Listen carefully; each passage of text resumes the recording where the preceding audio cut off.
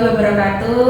Saya Widri Pranita, CGP Angkatan 9 Kabupaten Magetan akan melakukan wawancara dengan Ibu Kepala Sekolah dari SDN Lembang, yaitu Ibu Supeni Ernawati. Selamat pagi Bu Penny. Selamat pagi Bu Widri. Bagaimana kabarnya hari ini? Alhamdulillah masih sehat, bisa melaksanakan banyak aktivitas. Oh iya, terima kasih Bu Penny hari ini sudah meluangkan waktunya untuk berbincang-bincang dengan saya. Hari ini Bu Penny saya ingin belajar tentang menyelesaikan kasus-kasus berdasarkan nilai kebajikan Bu Penny. Oke. Tentunya di instansi Bu Penny kan jangan sudah berkecimpung lama di situ. Pasti ada kasus-kasus dilema etika maupun rujukan moral. Nah, yang ingin saya tanyakan yang pertama, bagaimana Bu Penny mengidentifikasi kasus tersebut termasuk dilema etika ataupun rujukan moral? Oke, pertanyaan yang luar biasa Bu Widri ya. Yang menjadi patokan saya, bagaimana saya menentukan termasuk dilema etika atau rujukan moral, ketika saya ketemu kasus bahwa sesuatu itu sudah jelas salah dan sementara ada sesuatu pembanding yang lain yang sepertinya benar, maka itu masuk ke rujukan moral. Jadi sikap yang saya ambil itu sudah pasti, sudah jelas, saya akan mengutamakan kebenaran tanpa ada kompromi. Nah, itu saya anggap itu sebagai rujukan moral saja. Terus ketika saya bertemu masalah yang sebenarnya itu dua hal yang sama-sama benar, sama-sama membawa kebaikan dan sesuai dengan aturan, tetapi datang dengan bersamaan, maka itu saya masukkan ke dilema etika. Oh, seperti itu ya Bu Penny. Kemudian Bu Penny, dalam menjalankan pengambilan keputusan di sekolah, terutama untuk kasus-kasus di mana ada dua kepentingan yang sama-sama benar atau sama-sama mengandung nilai kebajikan, itu bagaimana Bu Penny dalam mengambil keputusannya? Oke, itu termasuk ke dilema etika ya. Jadi untuk menentukan keputusan yang saya ambil, saya pertama saya lihat situasinya saat itu seperti apa. Saya pelajari di antara dua hal yang sama-sama benar, sama-sama baik ini, mana yang harus saya prioritaskan. Kalau dengan cara sistem prioritas itu saya tidak bisa menentukan, maka saya juga harus menghitung seberapa resiko jika saya mengambil salah satu dari kedua masalah tersebut. Atau kalau saya dua-duanya sama-sama perlu diprioritaskan, dua-duanya sama-sama perlu penanganan secepatnya, maka saya itu menggunakan opsi trilema. Jadi bagaimana itu bisa jadi win-win solution. Jadi tidak ada yang dikesampingkan, tetapi keduanya bisa berjalan dengan baik. Oh iya, seperti itu. Yeah.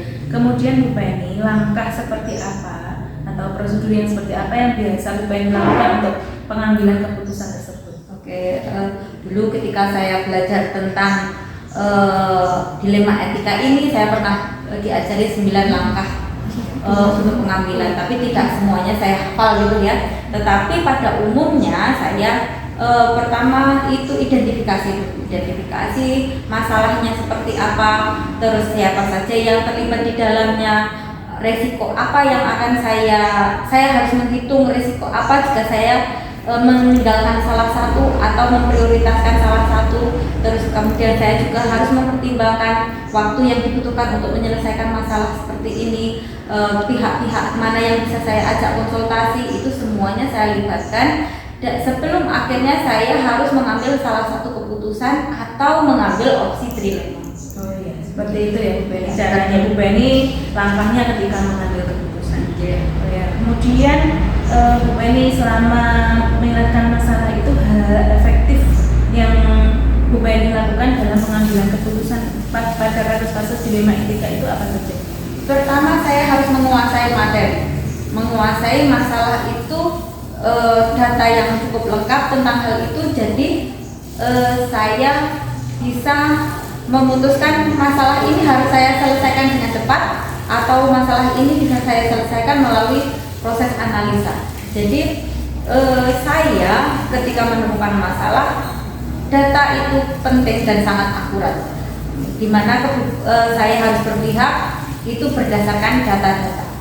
Jadi yang sangat menentukan itu data, ya. Kemudian menurut Bu Beni yang menjadi tantangan ketika Bu Beni melakukan pengambilan keputusan pada kasus-kasus di dilema etika itu apa saja? Kalau biasanya itu tidak semua orang di sekitar saya terbiasa dengan cara berpikir dilema etika ini ya. Jadi ini sesuatu yang tidak mesti semua orang paham. Oleh karena itu yang kendala utama saya harus sering-sering berbenturan dengan orang-orang di sekitar saya, bagaimana saya memberikan pemahaman yang tepat terhadap masalah ini, itu yang mungkin sering menjadi kendala. Seperti itu. Kemudian Bu Beni, apakah Bu Beni mempunyai jadwal tertentu ketika mengambil keputusan atau Bu Beni langsung menyelesaikan keputusan tersebut saat itu juga? Kalau saya ketika bertemu sebuah masalah, saya identifikasi dulu. Ini kasus seperti ini perlu keputusan cepat atau harus analisa yang dalam. Kenapa begini? Misalnya Bu Wiwit ketemu ada kebakaran, berarti jenengan harus berpikir cepat, ya kan? Tapi pada saat-saat tertentu ketika menangani sebuah kasus anak yang bermasalah, panjenengan kan juga nggak boleh menggunakan proses berpikir cepat. Ya. Nah, jadi kita lihat dulu kondisi dan situasinya saat itu seperti apa. Kalau memang membutuhkan waktu cepat, maka saya harus segera membuat keputusan. Tetapi kalau itu memerlukan jangka waktu, saya tetap ambil jangka waktu itu. Berarti kita lihat dulu masalahnya seperti apa ya. Iya. Ini kemudian apakah ada seseorang atau faktor-faktor yang mempermudah ketika Bu Beni mengambil keputusan dalam kasus-kasus dilema etika? Yang sangat membantu saya pasti orang-orang yang ada di sekitar saya. Jadi saya harus membuat satu ekosistem yang bagus di lingkungan kerja saya. Jadi sehingga saya bisa mendapatkan data-data yang akurat, data-data yang bisa mendukung nanti dalam proses pengambilan keputusan. Data itu didapat dari mana? Dari rekan kerja, dari mitra kerja, bisa dari wali murid, bisa juga dari siswa itu sendiri. Ya. Kemudian Bu Beni, dari semua yang telah disampaikan tadi dari awal hingga akhir tadi, pembelajaran yang dapat Bu Beni petik dari pengalaman Bu Beni dalam mengambil keputusan dilema etika itu apa Bu Beni? Pertama, kita harus paham sekali dengan pedoman dasar hukum suatu masalah. Misalnya begini, kalau panjenengan bertemu suatu kasus yang berhubungan dengan anak, maka jenengan harus tahu dasar-dasar hukum tentang itu. Jangan sampai jenengan melakukan tindakan yang bertentangan dengan hukum, kan gitu. Pertama, jenengan harus menguasai regulasi yang ada. Yang kedua, data-data yang cukup valid tentang hal itu penting sekali. Karena apa? Kita bisa mengambil suatu keputusan atau misalnya membuat opsi-opsi tertentu itu berdasarkan data dan fakta.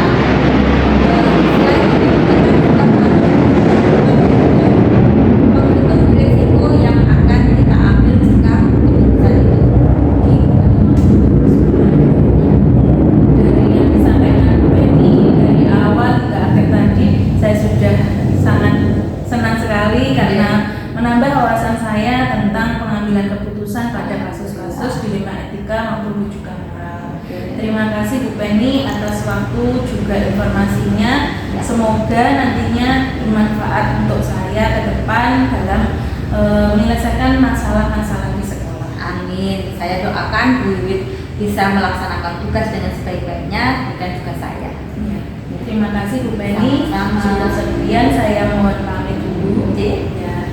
Semoga Bu Beni bisa menjalankan aktivitas dengan lancar. Kemudian membawa kebaikan untuk kita semua, terutama sekolahnya Bu Beni. Ya. Terima kasih. Sekian wawancara dengan Kepala Sekolah SDN Remagbang.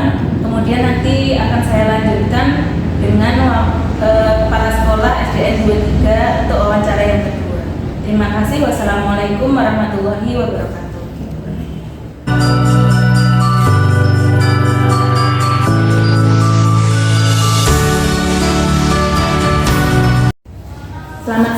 Yulin. Selamat siang, Bu Wiwit. Gimana kabarnya hari ini? Alhamdulillah sehat, Bu Wiwit. Ya. Perkenalkan, saya CGP Angkatan 9 Wiwidari Pranita dari Kabupaten Magetan, dan di samping saya ada Bu Yulin Fridiawati, Kepala Sekolah SDN 23. Bu Yulin, di sini Ya, saya akan berbincang-bincang dengan jenengan. Saya ingin istilahnya menggali atau mencari tahu tentang kasus atau dilema-dilema yang terjadi di sekolahnya Bu Yulin. Iya, Bu Wiwit. Karena di tugas saya ini sekarang ini sedang membahas tentang pengambilan keputusan berdasarkan nilai-nilai kebajikan. Nah, Bu Yulin, pertanyaan yang pertama, di sekolahnya Bu Yulin tentunya pernah terjadi tentang kasus atau masalah dilema etika maupun bujukan moral. Nah, Bu Yulin, bagaimana Anda dapat mengidentifikasi kasus-kasus yang merupakan dilema etika atau bujukan moral? Ya, terima kasih, Bu Wiwit. Tentunya dalam suatu lembaga atau instansi tidak luput adanya suatu kasus ataupun persoalan seperti itu, Bu ya. Ya. Nah, untuk menghadapi persoalan tersebut tentunya kita perlu mengkaji dulu apakah persoalan tersebut termasuk ke dalam dilema etika ataupun bujukan moral. Di mana kasus-kasus ini tentunya memiliki nilai kebenaran, ada pula kasus yang memiliki mungkin nilai salah. Nah, di sini kita harus bisa mengkaji jadi nilai-nilai benar dan nilai-nilai kesalahannya. Jadi kita harus bisa istilahnya ini masalah masuk ke dilema etika atau bujukan moral seperti apa. Nah, untuk penyelesaiannya sendiri nanti tentunya berbeda seperti itu. Oh, seperti itu ya Bu Yulin. Oke, saya lanjut ya ke pertanyaan yang kedua. Bagaimana Bu Yulin menjalankan pengambilan keputusan di sekolahnya Bu Yulin, terutama untuk kasus-kasus di mana ada dua kepentingan yang sama-sama benar atau sama-sama mengandung nilai kebajikan? Untuk kasus dilema etika tentunya saya akan mempertimbangkan beberapa hal ya Bu. Di sini apakah kasus ini sama-sama benar atau keduanya salah satu mengandung nilai kebenaran. Nah, di sini tentunya untuk mengambil keputusan tersebut, keputusan yang saya ambil ini tentunya tidak memberatkan salah satu pihak, tapi dari berbagai pihak ini dapat menerima keputusan yang saya ambil seperti itu. Dan tentunya berdampak pada jangka panjang, ya tidak keputusan sesaat istilahnya seperti itu. Kemudian langkah seperti apa atau prosedur seperti apa yang biasa Bu Yulin lakukan selama ini untuk mengambil keputusan tersebut? Pertama, sebelum saya mengambil keputusan, tentunya keputusan yang saya ambil ini tidak bersifat menghakimi. Dalam artian ketika ada persoalan perlu saya pertimbangkan kasus seperti apa, kemudian dari kasus ini perlu juga saya komunikasikan kepada pihak-pihak yang terlibat, di mana keputusan yang saya ambil nanti tidak hanya berpihak pada satu kepentingan. Jadi kepentingan tadi saya komunikasikan bersama warga sekolah, seperti kalau dalam sekolahan rekan sejawat seperti itu, sehingga kepentingan ini yang saya ambil, keputusan yang saya ambil tidak merugikan salah satu pihak, tapi bisa diterima oleh semua kepentingan seperti itu. Bisa diterima oleh semua pihak yang di sekolah ya? Iya, betul Bu Wiwit. Kemudian Bu Yulin, selama ini yang Bu Yulin anggap efektif, hal-hal yang Bu Yulin anggap efektif dalam pengambilan keputusan pada kasus-kasus dilema etika itu apa? Untuk hal efektifnya tentunya dalam mengambil keputusan saya cermati dulu pokok permasalahan yang ada, karena dengan mencermati ini tentunya langkah efektif yang akan saya lakukan ini lebih tepat. Jadi berpikir pada pokok permasalahan, kemudian saya akan berpikirnya ke hal yang objektif seperti itu. Kemudian yang menjadi tantangan menurut Yulin, yang menjadi tantangan dalam mengambil keputusan itu pada kasus-kasus dilema etika itu apa saja Bu? Nah, tentunya terkadang ya Bu ya, tidak semua hasil keputusan yang kita ambil itu bisa diterima oleh semua pihak. Nah, kadang ada pihak tertentu yang merasa keputusan yang saya ambil ini tidak memihak kepadanya. Nah, tentunya hal tersebut ini sangat menjadi tantangan bagi saya ketika saya mengambil keputusan misalnya A, ternyata ada pihak B itu yang masih bersifat belum lapang atau belum terbuka ketika harus menjalani keputusan A ini. Nah, ini menjadi tantangan tersendiri ketika saya mengambil keputusan dalam suatu persoalan. Jadi di sini perlu saya komunikasikan bersama, pentingnya tadi bersama rekan sejawat, dan juga ketika untuk mengambil keputusan tidak keputusan yang gegabah, namun ada beberapa hal yang perlu saya pertimbangkan sehingga keputusan yang saya ambil ini benar-benar bisa tidak merugikan, istilahnya bisa diterima oleh semua pihak, seperti itu. Seperti penjelasan yang sebelumnya tadi. Ya. Oke. Selanjutnya, apakah Bu Yulin memiliki jadwal ketika menyelesaikan kasus dilema etika tersebut, ataukah Bu Yulin langsung menyelesaikan di tempat atau menunggu jadwal untuk menyelesaikannya? Kemudian bentuk atau prosedur seperti apa yang Ibu jalankan? Untuk menyelesaikan kasus biasanya saya tidak punya jadwal tertentu Bu. Jadi ketika ada suatu permasalahan atau suatu kasus dan sekiranya permasalahan itu urgent, maka sesegera mungkin permasalahan itu saya selesaikan. Tapi ya dalam artian tidak saat itu juga, dan saya tidak membuat jadwal gimana ya. Jadi ketika ada masalah dan sekiranya permasalahan itu urgent, maka ketika masalah ini perlu solusi secepat mungkin, saya akan menyelesaikannya dalam waktu itu juga. Jadi tidak menunda untuk menyelesaikan masalahnya. Berarti secepatnya ya. Ada masalah, ada penundaan, ada tidak ditunda-tunda untuk menyelesaikannya.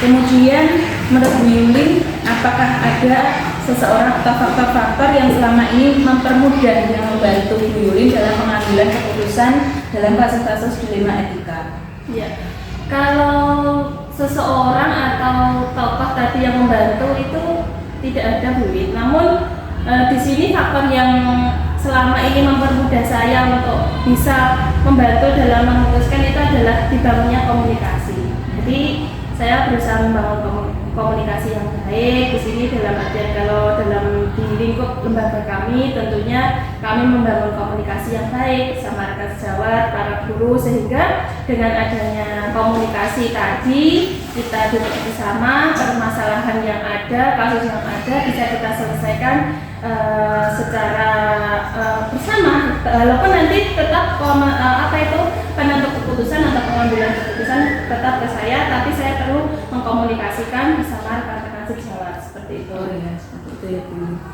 Kemudian dari semua hal yang telah disampaikan tadi, pembelajaran apa yang dapat dipetik dari pengalaman Bu Yulin dalam mengambil keputusan mengenai dilema etika tadi? Ya, jadi begini Bu Wit, untuk menyelesaikan atau mengambil suatu keputusan dalam menyelesaikan permasalahan, kita perlu mengidentifikasi permasalahan tersebut. Seperti tadi saya sampaikan, jadi perlu kita identifikasi bagaimana persoalannya, apakah ini masuk ke dalam dilema ataupun bujukan moral. Nah, setelah itu kita tahu identifikasi permasalahannya, tentu ini akan membantu kita dalam mengambil langkah untuk memutuskannya. Kemudian ketika kita memutuskan, kita tidak langsung gegabah, walaupun seurgent mungkin kita tidak langsung mengambil A, B, C. Namun tadi ada beberapa adanya tantangan, adanya faktor terbaik. Mungkin saya berkomunikasi dulu dengan rekan sejawat, kemudian saya perlu berpikir dan tadi jadi ada beberapa hal yang perlu saya pertimbangkan juga, sehingga keputusan yang saya ambil ini benar-benar bisa diterima oleh semua pihak dan tidak ada satupun pihak yang merasa istilahnya terbebani atau tidak tidak menerima keputusan yang saya ambil. Begitu Bu Wiwin. Ya. Dari penjelasan Bu Yulin tadi saya sudah mengerti Bu Yulin, menambah wawasan saya tentang kasus-kasus dilema etika maupun rujukan moral di sekolah, bagaimana nanti menyelesaikannya. Saya sudah diberi pengetahuan yang lebih banyak dari Bu Yuwin. Semoga nanti semoga nanti jika ada kasus-kasus seperti itu misalnya di sekolah nantinya saya dapat menerapkannya.